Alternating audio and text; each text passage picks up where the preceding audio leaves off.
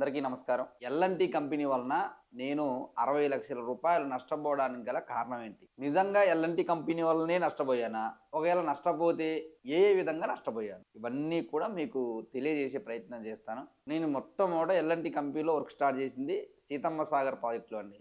ఆ సీతమ్మ సాగర్ ప్రాజెక్ట్ వచ్చేసి మా ఊరికి దగ్గరలో, అంటే మా ఇంటి నుంచి ఒక 5 కిలోమీటర్ల దూరంలో ఉందండి. ఒకరోజు ఎల్&టీ నుంచి ఒక సార్ ఫోన్ చేశాడండి. అతని పేరు ప్రభు. ఆయన ఫోన్ చేసి, నీ దగ్గర వర్కర్స్ ఉన్నారంట కదా, నాకు అర్జెంటుగా ఒక 500 మంది వర్కర్స్ కావాలి, వాళ్ళకి హెల్పర్ కింద ఇస్తాం, ఫిట్టర్ కింద ఇస్తాం అని వాళ్ళ రేట్లు చెప్పి, వాటి మీద నీకు 10% డబ్బులు ఇస్తాం, బిల్ అమౌంట్ వచ్చేసి ఖచ్చితంగా 15వ తారీఖు ఇస్తాం, కాబట్టి నాకు అర్జెంటుగా 500 మంది వర్కర్స్ని తీసుకునిరా అని చెప్పి ఫోన్ చేశారు. అంటే నేనన్నాను, సార్ ఖచ్చితంగా 15వ తారీఖు అమౌంట్ ఇస్తారా, లేకపోతే ఆయన ఇబ్బంది పెడతారా?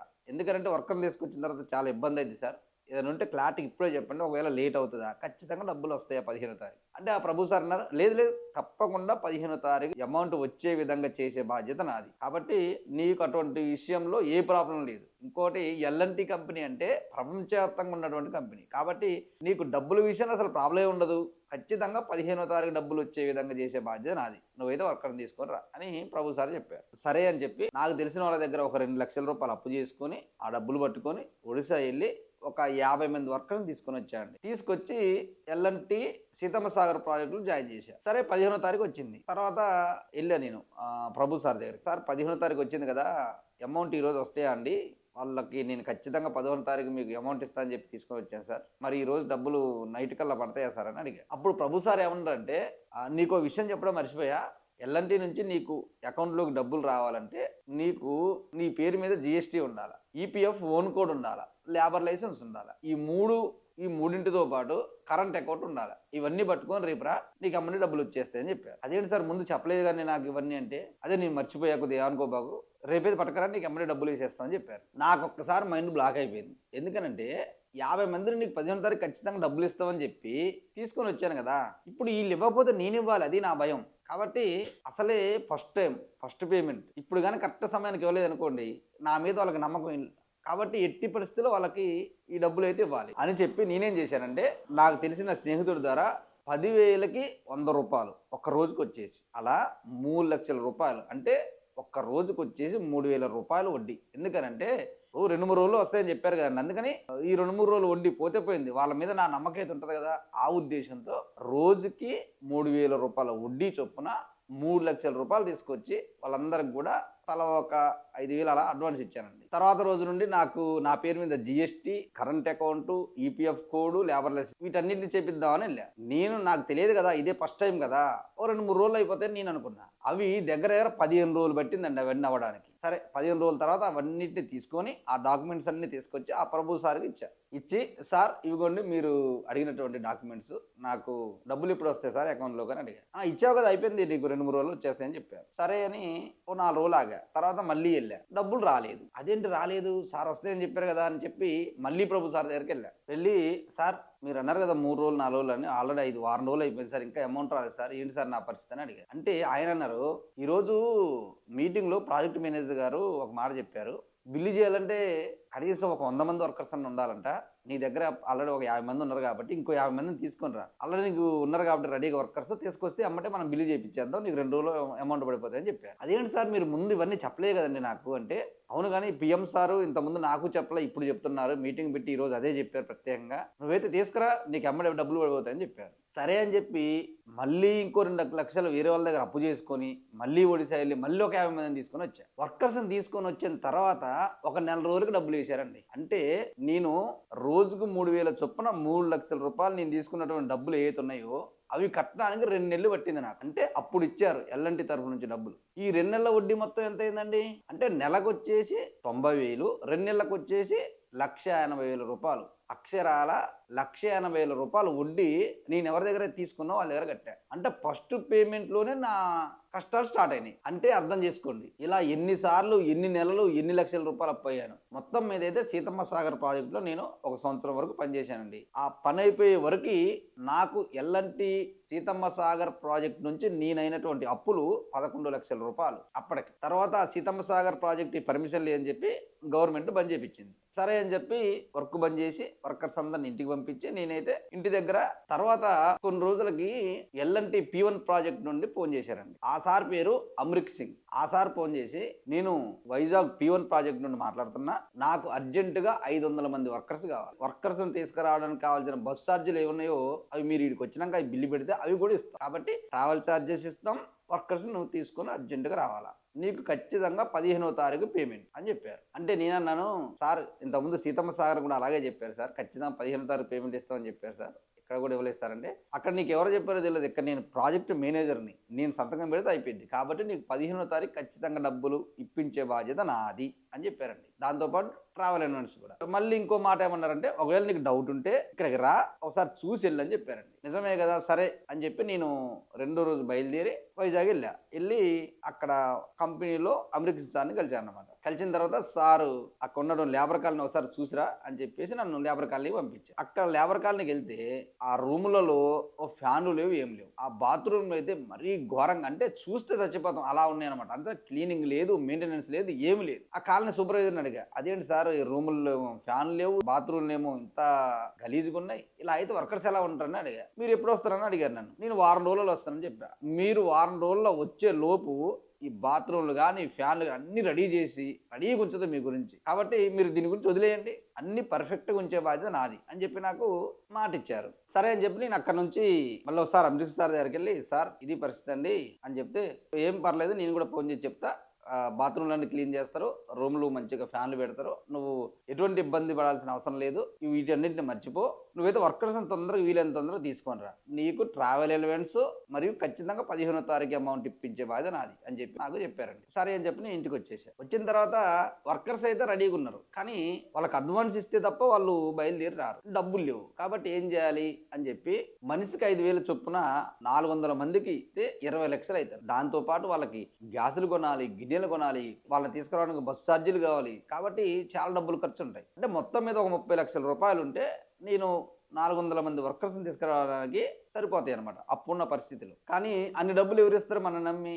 ఒక మహానుభావుడు, ఆయన ఎంత గొప్ప వ్యక్తి అంటే నిజంగా, నేను వెళ్ళి డబ్బులు అయిన ఎమ్మటే, నేను ఎల్ఎన్టీ కంపెనీలో పనిచేస్తున్నా, మీకు ఖచ్చితంగా డబ్బులు ఇచ్చే బాధ్యత నాది అని చెప్తే, నేను ఆల్రెడీ ఇక్కడ పనిచేసి ఉన్నాను కాబట్టి ఇది మంచిగా చేస్తాను వర్కర్స్ ఉన్నారనే ఉద్దేశంతో, నా మీద నమ్మకంతో, ఆయన వేరే బిజినెస్ మీద పెట్టాల్సిన డబ్బుల్ని సరే ఎక్కడైనా డబ్బులు వస్తాయి కదా అన్న ఉద్దేశంతో నన్ను నమ్మి, ఆయన ఎంత గొప్ప వ్యక్తి అంటే, ఒక్క ప్రామిసరీ నోట్ లేదు మా ఇద్దరి మధ్యలో నాకు ఇచ్చినట్టుగా ఒక ప్రూఫ్ లేదు, ఒక ప్రామిసరీ నోట్ లేదు, ఒక సాక్ష్యం చెప్పేవాళ్ళు లేరు. ఆయన ఒకటే మాట అన్నారు, నువ్వు నిజాయితీగా ఉంటావు కాబట్టి నీ మీద నమ్మకంతో నేను డబ్బులు ఇస్తాను, అంతే నిజాయితీగా ఆ డబ్బులను తెచ్చి మళ్ళీ నాకు ప్రతి నెల అమౌంట్ మాత్రం ఇక్కడ నేను బిజినెస్ చేస్తే ఎంత అమౌంట్ వస్తుందో అదే అమౌంట్ నాకు ఇచ్చి అని చెప్పారు. తప్పకుండా ఇస్తానండి అని చెప్పి నేను అతని దగ్గర 30 లక్షల రూపాయలు, అక్షరాల 30 లక్షల రూపాయలు తీసుకొని ఇంటికి వచ్చాను. ఆ డబ్బులు తీసుకొని ఒడిశా వెళ్ళి మా వర్కర్స్ అందరు కలిసి, ఇంతకుముందు నా దగ్గర పనిచేసిన వాళ్ళు, సీతమ్మ సాగర్లో పనిచేసిన వాళ్ళు ఒక 185 మంది, వాళ్ళకి డబ్బులు ఇచ్చి, మళ్ళీ కొత్త వాళ్ళు, వాళ్ళ బంధువులు వాళ్ళు ఉంటారు కదండి, వాళ్ళు కూడా మేము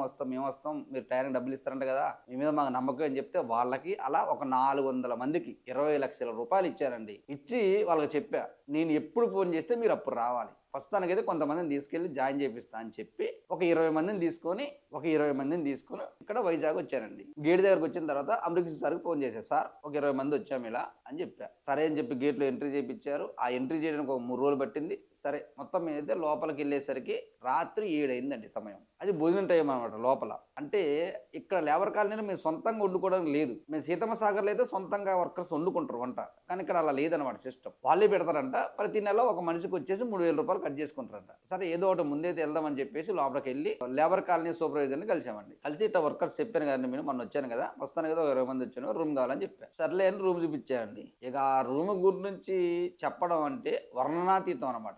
ఆ రూమ్ ఆ బూజు బట్టి అలా ఫ్యాన్లు లేవు, రేపు పొద్దున మళ్ళీ చేపిస్తా, ఏ ప్రాబ్లం ఉండదు, ఇలా ఉండండి అని చెప్పారు. సరే ఒకసారి బాత్రూమ్ చూపించని చెప్పారు. ఆడికి పోతే ఇంతకుముందు ఎలాగైతే ఉన్నాయో అంతకంటే ఘోరంగా ఉన్నాయి. ఇంతకుముందు వచ్చినప్పుడు మీకు చెప్పే కదండి, రూములు మంచిగా మాకు రూములు ఉండాలి, ఇంతమంది వర్కర్ని తీసుకొని వస్తా, బాత్రూమ్స్ అన్ని బాగుండాలంటే మీరు వారం రోజుల తర్వాత చేయిస్తా అని చెప్పారు కదండి. అంటే మరి వేరే కొత్త వర్కర్స్ వచ్చారు, రూములు ఇవే ఉన్నాయి, మరి మేమేం చేయాలి, కంపెనీ వాళ్ళు ఇచ్చిన ఇవే రూములు అని చెప్పారు. సరే ఇతనితో మనకు గొడవ ఎందుకు అని చెప్పి అమృత్ సార్కి ఫోన్ చేశాను. సార్ ఇది సార్ ఇక్కడ లేబర్ కాలనీలో రూమ్లు బాగలేవు సార్, ఆ బాత్రూమ్లు అయితే మరీ ఘోరంగా ఉన్నాయి సార్. ఎలా సార్ అంటే, లేబర్ కాలనీ ఇలాగే ఉంటుంది, నీకు ఇష్టం ఉంటే ఉండు లేకపోతే లేవు, ఖచ్చితంగా అడ్జస్ట్ అవ్వాల్సిందే అని చెప్పారు. చివరికి నీ ఇష్టం ఉంటే ఉండు లేకపోతే లేదన్నారు ఒక మాట. అదేంటి, ఫస్ట్ ఏమో నాకు అర్జెంట్ ఉంది వర్కర్ని తీసుకురా నీకు అన్ని ఫెసిలిటీస్ ఉంటాయని చెప్పి ఇప్పుడు ఏమో ఉంటే ఉండు లేకపోతే లేదు అంటున్నారు. ఓకే నిజమేనండి, ఎందుకంటే మన ఇష్టం, నచ్చలేదు ఉంటే ఉంటాం లేకపోతే లేదు. కానీ ఇక్కడ నా బాధ ఏంటంటే వర్కర్స్ తీసుకొద్దామని చెప్పి ఒక వ్యక్తి దగ్గర అప్పు తీసుకొని అందరికి అడ్వాన్స్లు ఇచ్చి వచ్చా. ఇప్పుడు నేను వర్క్ స్టార్ట్ చేయకపోయినా, ఇప్పుడు వర్క్ నేను స్టార్ట్ చేయకపోతే నాకు వచ్చే నష్టం అంతా ఇంత కాదు. ఎందుకంటే వచ్చే వర్కర్స్ రారు, అప్పు ఇచ్చిన అతనేమో నేను ఇచ్చిన కదా వాళ్ళ వర్క్ నడుస్తుందని అతను అనుకుంటాడు. ఇప్పుడు ఎలా చేయాలి, వర్క్ అయితే ఎట్టి పరిస్థితిలో స్టార్ట్ చేయాలి. అందుకని చెప్పి సరే ముందేదో భోజనం చేద్దామని చెప్పి అందరం భోజనానికి వెళ్ళాం. అక్కడ లైన్లో నిలబెట్టారండి, అంటే వాళ్ళే కదా భోజనం పెట్టేది, ఒక టోకెన్ ఇచ్చారు, లైన్లో నిలబెట్టారు. నా టోకెన్ రావడానికి గంట పట్టింది. అన్నం పెట్టుకున్న తర్వాత కూర పెట్టుకున్న తర్వాత సరే ఏదో రకంగా తిన్నాం. తర్వాత నీళ్ళు తాగాలంటే ఎక్కడ పోయి తాగాలి, బయటకు వస్తే ఆడ కొట్టుకుంటారు ఒకరి మీద ఒకరు పడి, ఆడొక లైను. ఆ మంచి నీళ్ళు తాగడానికి కొట్టుకొని నెట్టుకున్న తర్వాత ఒక అరగంట తర్వాత మళ్ళీ నీళ్ళు దొరికినాయి. అది ఆ బాధలు వర్ణాతీతం చెప్పలేము. అట్టని ఎవరిని అడగడానికి లేదు. ఇక్కడ ఇలా ప్రాబ్లం ఉంది, ఇంత ఇబ్బంది ఉందని మనం ఎవరికి చెప్పాలో కూడా తెలియదు. మా వర్కర్స్ అందరూ నా దగ్గరకు వచ్చారు. వచ్చి సార్ మేము ఎట్టి పరిస్థితుల్లో ఇక్కడ ఉండలేము, మా వలన అయితే కాదు, ఇక్కడ బాధలు మేము పడలేము. సీతమ్మ సాగర్ ఎలా ఉందో లేబర్ కాలనీ, మేము కూడా అక్కడ సీతమ్మ సాగర్లో పనిచేసినాం కాబట్టి అక్కడ లేబర్ కాలనీ ఎలా ఉందో ఇక్కడ అలా ఉందనుకుని మేము వచ్చాం, కాబట్టి ఇక్కడైతే మేము ఉండలేము అని చెప్పేశారు. ఇక్కడ సీతమ్మ సాగర్లో అయితేనేమో లేబర్ కాలనీ గోదావరి ఒడ్డున ఉంటుంది, ఓపెన్ ప్లేస్ కాబట్టి ప్రశాంతంగా ఉంటుంది. ఇక్కడేమో అలా లేదు. సరే మేమైతే ఎట్టి పరిస్థితుల్లో ఉన్నాం, రేపు వెళ్ళిపోతామని చెప్పారు. ఇక నేను ఒకటే ఆలోచించాను నైట్ అంతా, వీళ్ళు ఒకవేళ ఇంటికి వెళ్తే వచ్చే వాళ్ళు కూడా రారు, కాబట్టి వీళ్ళని ముందు ఆపాలి ఏదో రకంగా చేసి అని చెప్పి 2 రోజు తెల్లవారుజామున బయటకు వచ్చి అక్కడ ఆటో వాళ్ళని కనుక్కొని, ఎందుకంటే నేను కూడా కొత్తే కదా అని చెప్పి ఇక్కడ దగ్గరలో ఎక్కడ రూమ్లు ఉన్నాయా అని అడిగితే వాళ్ళు కొత్తపట్నం తీసుకొని వెళ్ళారనమాట. అక్కడ మొత్తం ఏదైతే ఒక దగ్గర ప్లేస్ చూపించారు. ఆ ఓనర్ గారిని పిలిపిస్తే వాళ్ళని అడిగాను. మొత్తం ఏదైతే అక్కడ ఒక 10 రూములు తీసుకున్నా అండి. కొత్తపట్నం ఒక్క రూమ్కి వచ్చేసి 10,000 రూపాయలు అండి. ఒక రూమ్ లో 10 మంది ఉండాలి, ఒక్క రూమ్కి వచ్చేసి 10,000, అలా 10 రూములు అంటే 1,00,000 రూపాయలు. అదీగాక ఆ వర్కర్స్ ఇంతమంది ఉండాలంటే బాగుండాలిగా, ఓపెన్ ప్లేస్ ఉండాలి, వాళ్ళందరూ స్నానం చేయడానికి బాగుండాలని చెప్పి పెద్ద ప్లాట్ఫామ్ ఒకటి కట్టి అక్కడ వాటర్ దిమ్మెలు అంటే వాళ్ళు స్నానం చేయడానికి అనుకూలంగా కట్టడానికి ఇంకో 50,000 అయింది.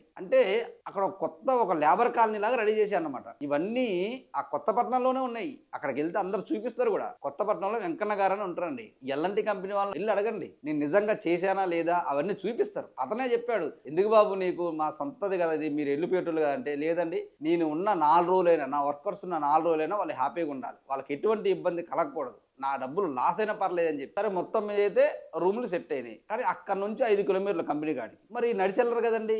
ఒక 2 ఆటోలు మాట్లాడా, ఒక మనిషికి వచ్చేసి వెళ్ళడానికి 10 రూపాయలు, రావడానికి 10 రూపాయలు, మొత్తం కలిపి 20 రూపాయలు, అంటే 100 మందికి 2,000, ఒక రోజుకి వచ్చేసి అట్లా 30 రోజులకి 60,000, అంటే ఆటో ఛార్జీలు ఒక 60,000, రూమ్ రెంట్ ఒక 1,00,000 రూపాయలు, అంటే 1,60,000 రూపాయలు అక్షరాల ప్రతి నెల నేను ఖర్చు పెట్టేటటువంటి డబ్బులు. కానీ నిజానికి ఏ కారణానికి ఇవన్నీ కడుతున్నా, నేను ఎల్ఎన్టీ కంపెనీ వాళ్ళు రూములు ఇవ్వలేదు కాబట్టి, వాళ్ళ లేబర్ కాలనీ బాగలేదు కాబట్టి, అందులో ఉండడానికి కుదరదు కాబట్టి మేము బయటికి రావడం జరిగింది. అంటే ఒకవేళ వాళ్ళు ఇచ్చుంటే ఎల్ఎన్టీ కంపెనీ తరపు నుంచి నాకు 1,60,000 రూపాయలు ప్రతి నెల మిగిలేవి. అంటే ఎల్ఎన్టీ కంపెనీ తప్పిదం వల్లనే, వాళ్ళ మెయింటెనెన్స్ బాగలేకపోవడం వల్లనే, లేబర్ కాలనీ బాగలేదు కాబట్టి దానివల్ల నాకు ప్రతి నెల 1,60,000 రూపాయలు లాస్ వస్తుంది. ఒకవేళ లేబర్ కాలనీ బాగుండి మా వాళ్ళందరూ కూడా అక్కడే ఉన్నారనుకోండి, నాకు ప్రతి నెల 1,60,000 మిగిలేవి. వాటితో నేను అప్పులు కట్టుకుందాను. అలా ఒక సంవత్సరం పాటు పనిచేశానండి. అంటే 12 నెలలు, 12 ఇంటూ 1,60,000, 19 లక్షల రూపాయలు. అంటే P1 ప్రాజెక్టులో లేబర్ కాలనీ బాగలేకపోవడం వల్ల, నేను బయట రూములు తీసుకొని ఉండడం వల్ల ప్రతి నెల నేను నష్టపోయిన డబ్బులు 1,60,000. అలా సంవత్సరం పాటు పనిచేస్తే సంవత్సరానికి వచ్చేసి నేను నష్టపోయిన డబ్బులు మొత్తం 19 లక్షల రూపాయలు. అవి కాకుండా వర్కర్స్కి జ్వరాలు అంటే ఏదో మామూలు జ్వరాలు కాదండి, డెంగ్యూ జ్వరాలు అన్నీ కూడా. ఎందుకనంటే వీళ్ళు వర్క్ చేసే ఏరియా ఏదుందో లోపల టన్నెల్ అనమాట. టన్నెల్ అంటే అక్కడ గాలి ఆడదు అసలు, ఆ దోమలు ఉంటాయి, పెద్ద పెద్ద దోమలు, ఆ గాలి ఆడదు. అలాగని కంపెనీ వాళ్ళు ఫ్యాన్ అరేంజ్ చేస్తారు, కానీ ఆ ఫ్యాన్ ఎంతమందికైనా పోతుంది. ఇక్కడ పని చేస్తున్నారు అనుకోండి, ఫ్యాన్ ఇక్కడ పెడితే ఇటు వస్తుంది, మళ్ళీ ఇటు పని చేసే వాళ్ళకి అంటే ఆ ప్లేసు పని చేయడానికి అనుకూలంగా ఉండదు అనమాట. అట్లనేది కంపెనీ వాళ్ళు తప్పు కాదు కదా, ఆ ప్రాజెక్ట్ డిజైన్ అలా ఉంది. కాబట్టి దాన్ని మనం ఏదో రకంగా చేయాల్సింది. సరే మా వాళ్ళు ఏదో రకంగా చేశారు, కానీ అక్కడ ఉన్న పరిస్థితి అలా ఉందన్నమాట. కాబట్టి ఆ వాతావరణం వల్ల కూడా జ్వరాలు బాగా ఎక్కువైపోయాయి. ఎందుకంటే అక్కడ దోమలు ఉంటాయి, ముఖ్యంగా బాగా పెద్ద పెద్ద దోమలు ఉంటాయి. దానివల్ల బాగా జ్వరాలు వచ్చాయి. మా వర్కర్స్కి అయితే 100 మంది వర్కర్స్ కదా, ఎప్పుడూ ఒక 10 మందికి ఎట్టి పరిస్థితుల్లో జ్వరం ఉంటూనే ఉండేదన్నమాట. ఎందుకంటే ఇక తప్పదు, ఇక అంతే, అది ఆ లోపల ఉన్న వాతావరణం అలా ఉంది కాబట్టి వీళ్ళు కష్టం అయినా కూడా పోతూనే ఉండేది, పని చేస్తూనే ఉండేది, జ్వరాలు వస్తూనే ఉండేది, టాబ్లెట్ వేసుకుంటూ తగ్గుతూ ఉండేది. కానీ మధ్య మధ్యలో ఈ డెంగ్యూ జ్వరాలు అనేవి బాగా ఇబ్బంది పెట్టినాయి అనమాట. ఆ విషయం కంపెనీ వాళ్ళకి కూడా తెలుసు. నేను ప్రతిరోజు వాళ్ళకి ఫోన్ చేసి చెప్పాను, సార్ ఈ రోజు ఎంతమందికి జ్వరం, ఈ రోజు ఎంతమందికి జ్వరం. ఒక రోజు బ్లడ్ టెస్ట్ చేపిస్తే ఒక వాళ్ళకి 10,000, 20,000, 30,000 అంటే ప్లేట్లెట్స్ బాగా పడిపోయాయి అనమాట. ఎంత కేర్ తీసుకున్నా సరే. ఒక రోజు నైట్ 12 గంటలకి ఫుల్ జ్వరాలు వచ్చి సేఫ్టీ మేనేజర్ సత్యనారాయణ గారికి ఫోన్ చేశానండి. ఫోన్ చేసి, సార్ మా వాళ్ళకి చాలా సీరియస్గా ఉందండి, 10 మంది ఉన్నారు సార్ ఇక్కడ,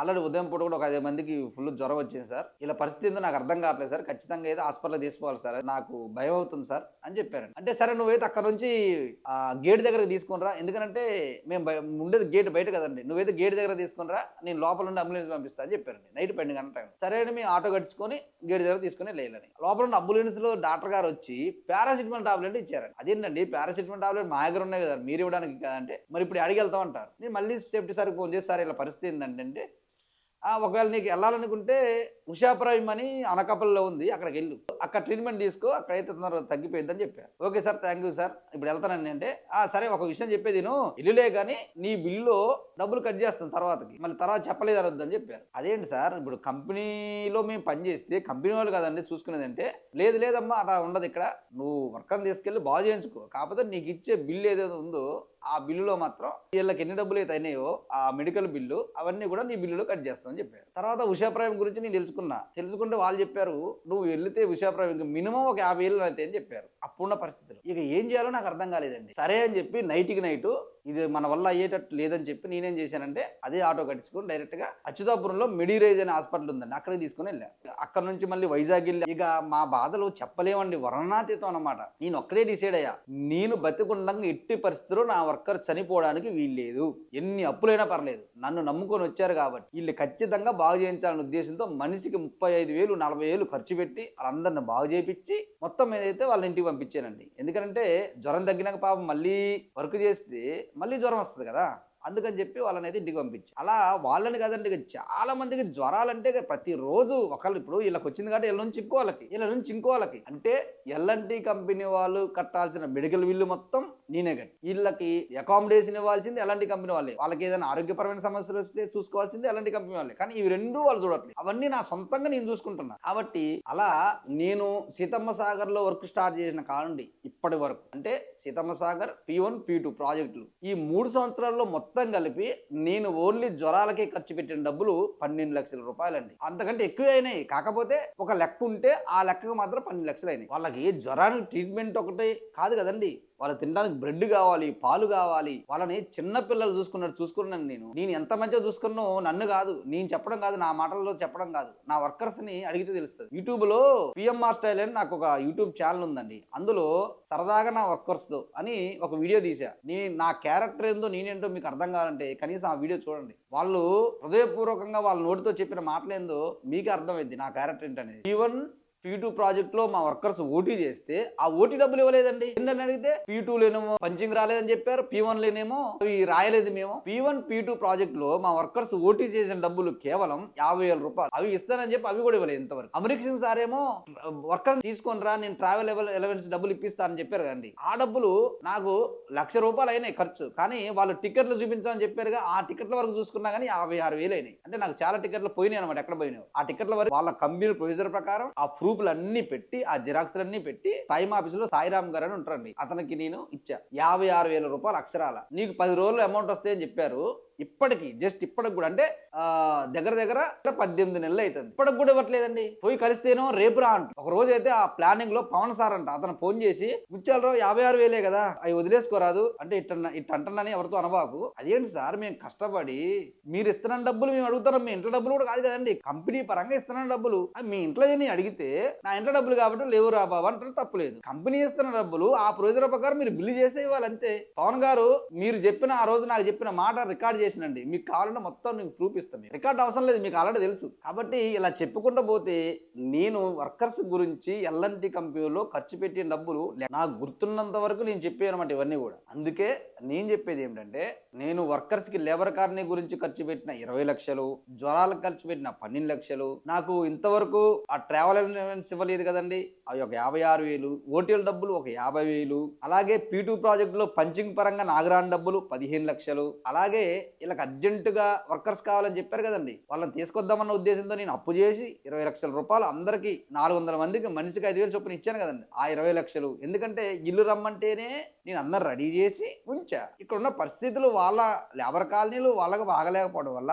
వాళ్ళని తీసుకురావాల్సిన పరిస్థితి రాలేదు. అంటే వాళ్ళు కల్పించిన పరిస్థితి అది. కాబట్టి ఆ తప్పు కూడా వాళ్ళదే. కాబట్టి ఆ యొక్క 20 లక్షలు మొత్తం కలిపితే 60 లక్షలు కాదండి, ఇంకెక్కువే ఉంటాయి. కాకపోతే నేను ఒక లెక్క ఉండాలన్న ఉద్దేశంతో ఒక 60 లక్షలు చెప్పాను అనమాట. కాబట్టి నేను ఏదో అన్యాయంగా కావాలనేదో నా డబ్బులు 60 లక్షలు ఇవ్వాలి అన్నట్టు నేను చెప్పలేదండి. నేను 60 లక్షలు అనగానే ఇదేదో కావాలని మీరు అనుకుంటారేమో అన్న ఉద్దేశంతో ఆ 60 లక్షల వెనకాల ఉన్నటువంటి నా కష్టాలని మీకు తెలియాలన్న ఉద్దేశంతో చెప్తున్నా. ఎవరైతే చూస్తున్నారో వాళ్ళకి తెలవాలన్న ఉద్దేశంతో నేను ఈ విషయాన్ని తెలియజేస్తాను. ధన్యవాదాలు.